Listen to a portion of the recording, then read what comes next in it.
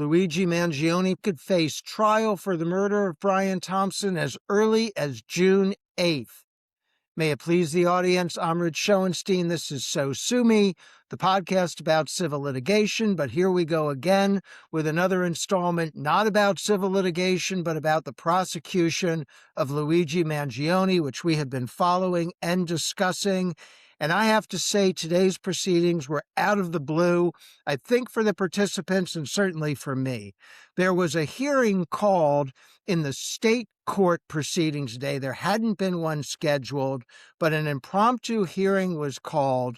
And in that hearing, the judge set a trial date for the state court prosecution of June 8, 2026.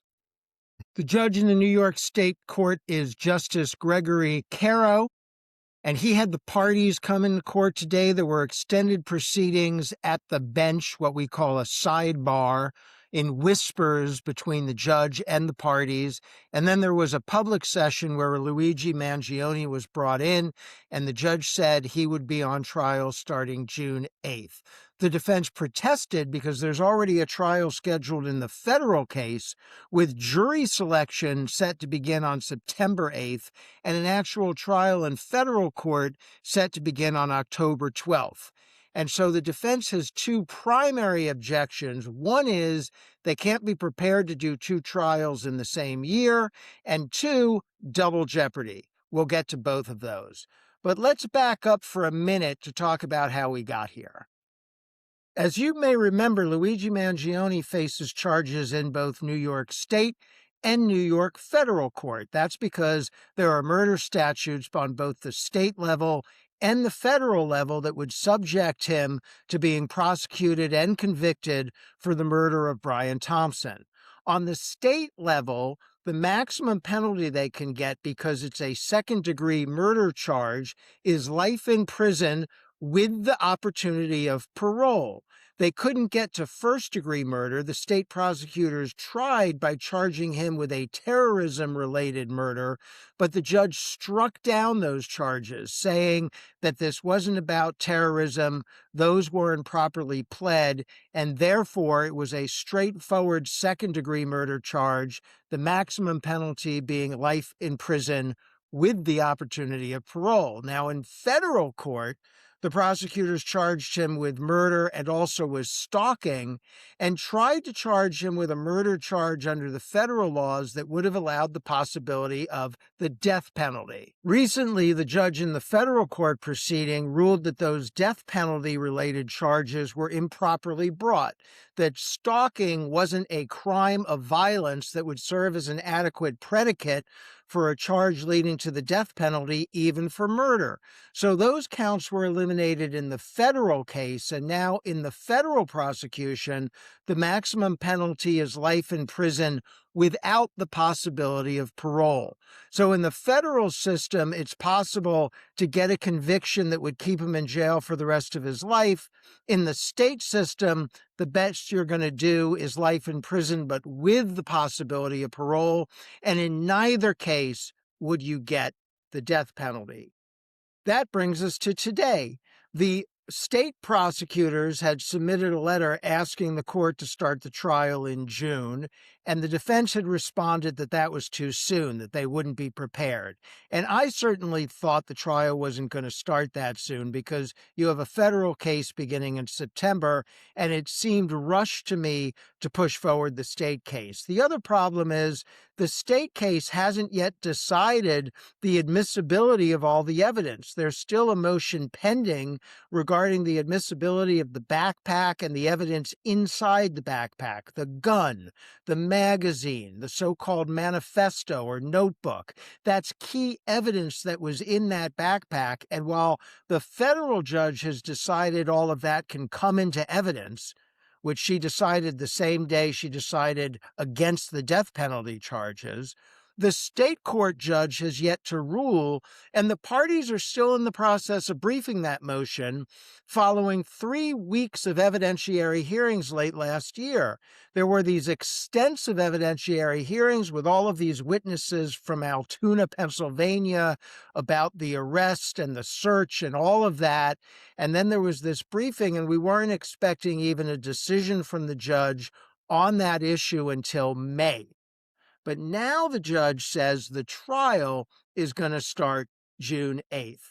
And I've seen a lot of people saying that this is a very bad day for Luigi Mangione.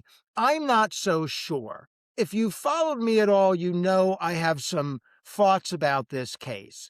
I don't agree with a lot of people who are Luigi Mangione supporters, so to speak, meaning if you think he committed this crime, and by the way, he is innocent until proven guilty. He still enjoys the presumption of innocence. But if you think he did it, and yet your argument is it was okay to do it because Brian Thompson was an insurance executive, I think you're way off the mark. I don't agree with that at all. It's not okay to shoot somebody in the back on Fifth Avenue. It's just not. No matter what you think of insurance, and if you think insurance companies are problematic, I'm with you. I'm with you, but I'm not with you on shooting somebody in the back to make your point. Get a sign, get a placard, lead a march, make a speech, run for office, push a bill, do something useful. My premiums went up this year. They didn't go down. So don't tell me this was useful in your endeavor to rein in insurance companies. Anyway, I have argued with those people. But as I just said, he's innocent until proven guilty, and he deserves a fair trial. And I'm sorry, but what we've seen so far by the state and federal prosecutors is starting to look a little bit like a clown show. First of all, he's overcharged in the state proceeding with this terrorism enhancement. That doesn't withstand the test, and the judge throws it out. He's overcharged in the federal proceeding with this stalking equals death theory, and that's thrown out by the judge. So both sets of prosecutors overcharged him, and now the courts are literally fighting over who gets to send him to trial first. The state court judge purporting not to care what they're doing in the federal court, but wants to schedule the trial quickly. And there was suggestion today that there had been an agreement between the two judges as to what trial would proceed first, and the state court judge suggested that the federal court judge broke her agreement and tried to push her trial first. Let me tell you something. In ordinary times, when there is a prosecution in both state and federal court, the prosecutors work it out. They talk. They make a decision. There are a lot of factors that go into play as to which case you would try first. For example, which was filed first? Who did the investigation, state or federal? What are the charges? Where is the maximum penalty? Remember, the idea collaboratively should be to get a conviction and put somebody in jail to be responsible for their conduct. It should not be about one office versus another. It should be about the just and efficient administration of justice.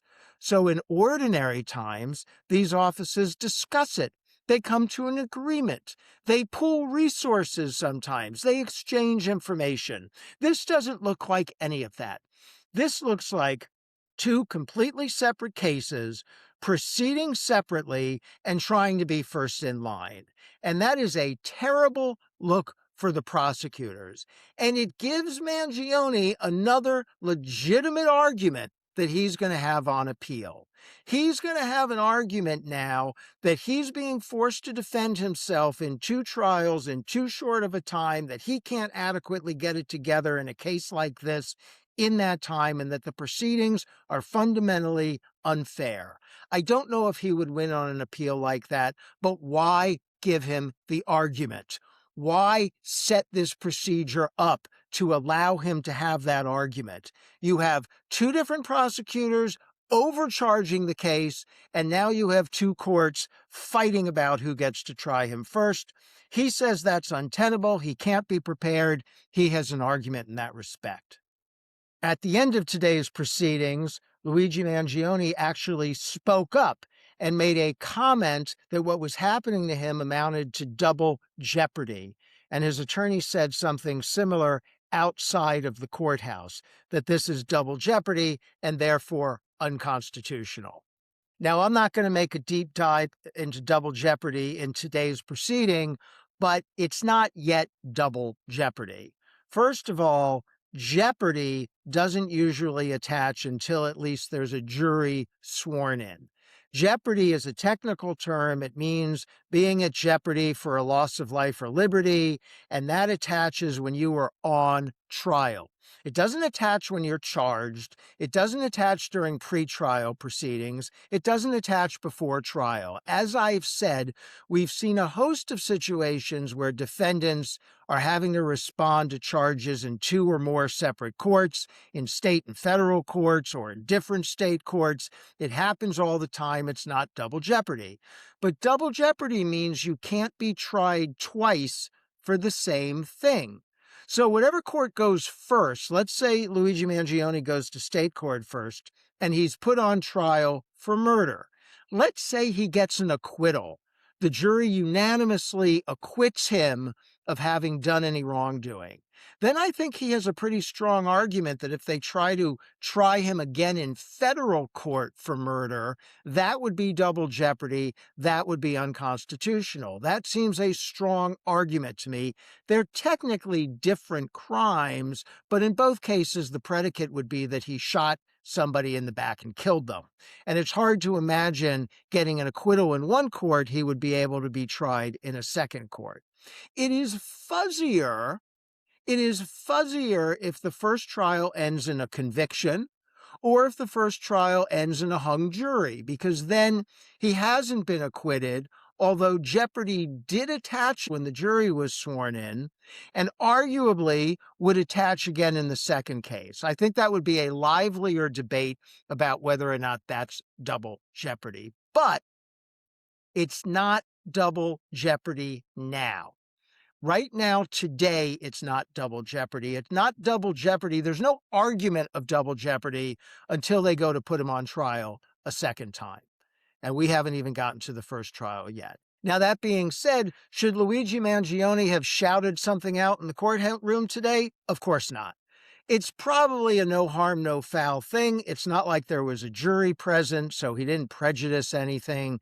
He didn't make himself look bad in front of a jury, but it's terrible form. At some point, he's going to have to sit through a lengthy trial, and he needs to be of present mind, not to say anything, not to act out, and get himself in trouble during that trial, and he should be practicing. He should not be commenting during or after a hearing.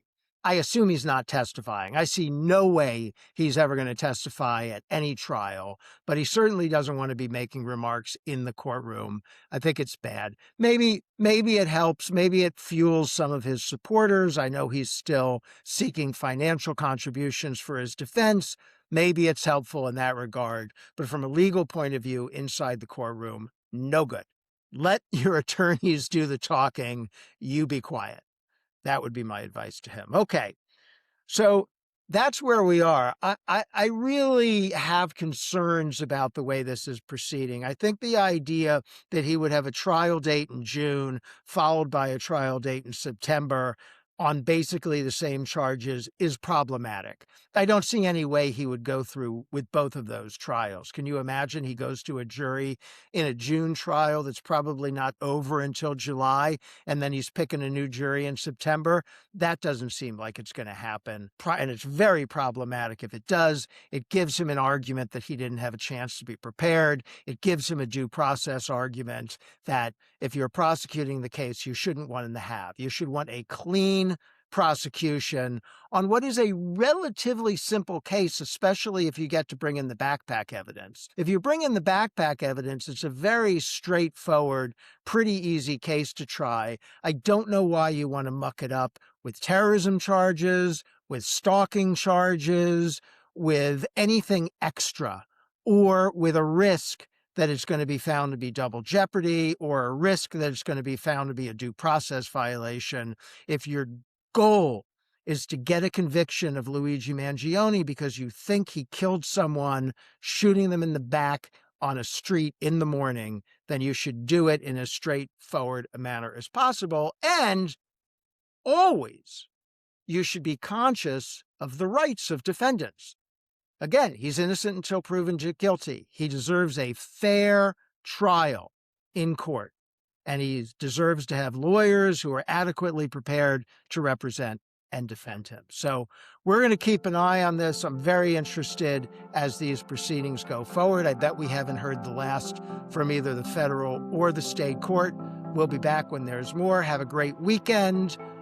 Before that, feel free to like this video. Feel free to subscribe to our little endeavor here. I'd appreciate it. We will see you soon. For now, we are adjourned.